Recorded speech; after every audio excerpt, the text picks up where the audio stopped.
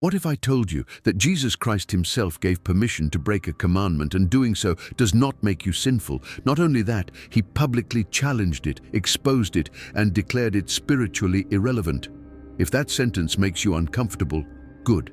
It's supposed to, because the truth you're about to hear has been flattened, softened, and buried under centuries of religious fear. And if you miss the context of one single verse, Mark 7:15, you will fight the wrong enemy for the rest of your Christian life. Stay with me, because by the end of this video, you will understand why so many believers keep losing the spiritual war, even though they pray, fast, and repent. And the reason is not what you think, why this truth is rarely preached. Most churches never explain this passage fully, not because it's unimportant, but because it dismantles control-based religion. It exposes how easily God's people replace heart transformation with rule-keeping, and once you see it, you can't unsee it. This is not a feel-good message, this is a surgical revelation. And before we even read the verse, you must understand the trap, the invisible prison of religious rules.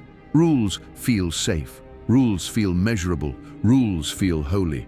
They give the illusion of righteousness without the pain of inner surrender. That's why humanity loves them, and that's exactly why Jesus confronted them.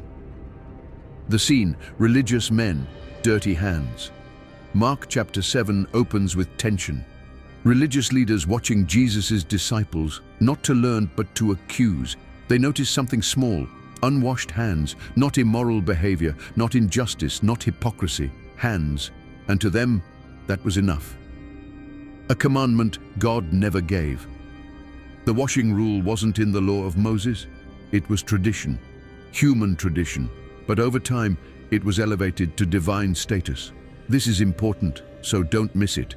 They treated man-made rules as God-given commands, and that is where corruption always begins. Jesus does not defend himself. Jesus doesn't explain. He doesn't negotiate. He goes straight for the heart. He quotes Isaiah, and in doing so, he exposes something terrifying. Your heart is far from me. Jesus says, you honor God with your lips, but your heart is far from him. That is not a gentle rebuke. That is a spiritual autopsy. Outward devotion, inward distance, clean hands, unclean hearts, and Jesus is not impressed. Worship that means nothing. Then he says something devastating. In vain do they worship me. Let that sink in. You can sing, serve, fast, pray, and still worship in vain. Why? Because the heart matters more than the ritual. The commandment of men. Jesus calls their rules exactly what they are. Commandments of men. Not evil, not immoral, just powerless. And powerless religion is more dangerous than open rebellion. The real issue was never hands. The washing ritual was just the surface. The real issue was control. Who defines holiness? Who decides what makes you clean? Who holds authority? Jesus didn't just challenge a rule, he challenged an entire system. Then Jesus drops the bomb. Now we arrive at the verse that changes everything. But before we read it, understand this. This was not spoken privately. This was spoken publicly. Jesus gathers the crowd. He wants everyone to hear. Read the verse slowly. Mark 7:15.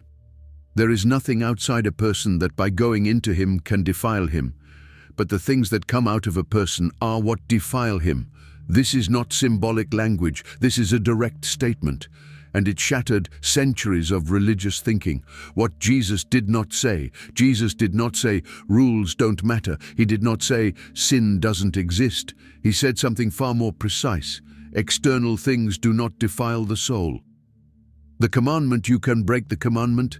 Ceremonial purity, ritual cleanliness, dietary fear. Jesus declared it spiritually irrelevant. Breaking it does not separate you from God.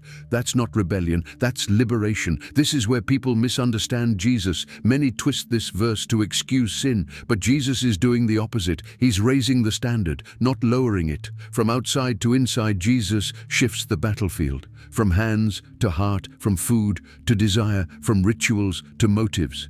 And that shift changes how you fight sin.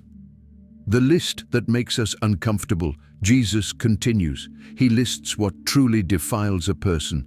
Not actions first, but thoughts. Evil thoughts, lust, pride, envy, deceit. The war is internal.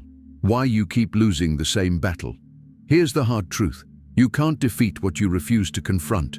And most believers fight external behaviors while ignoring internal roots. Sin is a symptom, not the source. Lust isn't the source. Anger isn't the source.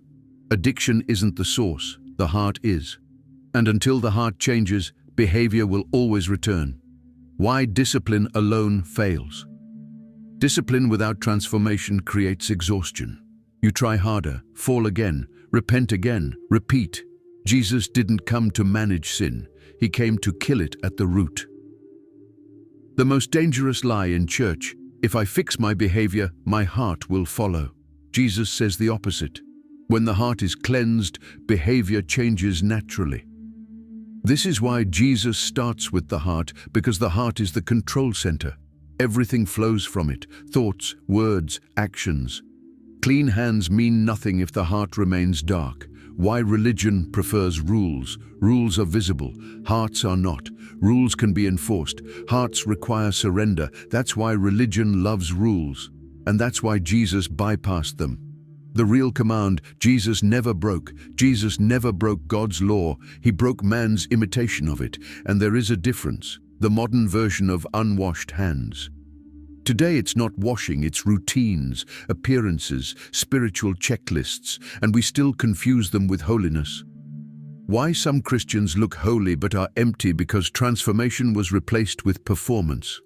Jesus exposed that lie in Mark 7, and he's exposing it again today. The war you were never taught to fight.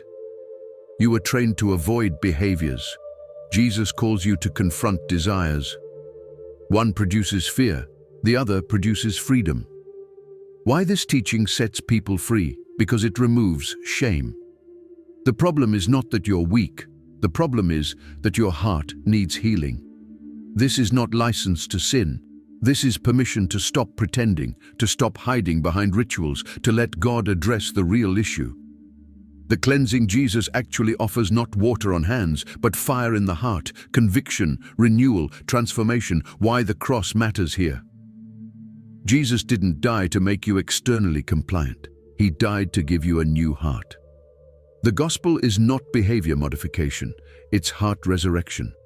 That's what Mark 7 points to. Why this message is urgent? Because countless believers are exhausted, trying to clean the outside while bleeding on the inside. What happens when the heart is clean? Desires shift, temptations weaken, peace grows, not overnight, but authentically. The question you must answer: are you fighting sin the way Jesus told you to, or the way religion trained you to? The commandment you can break. Stop fearing external rituals. They do not defile you. Start confronting the heart. That's where the war is. This is why Jesus spoke so strongly, because eternity was at stake. Not comfort, not tradition. Truth. Your next step. If this truth exposed something in you, don't ignore it. God doesn't reveal to shame. He reveals to heal. Why you should stay on this path? Because once you understand this, you stop fighting shadows and start fighting the real enemy. If this message opened your eyes, subscribe now. This channel exists to expose hidden truths that actually set people free.